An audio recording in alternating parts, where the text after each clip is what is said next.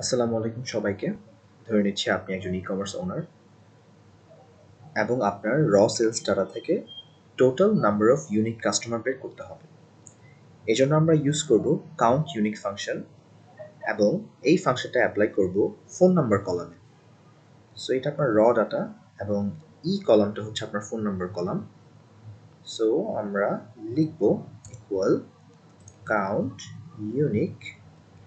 Unique select করে phone number column click করব এবং শুরুর দিকে টু বসিয়ে দিব। তাহলে আমরা দেখব total number of unique customer বের হয়ে গিয়েছে।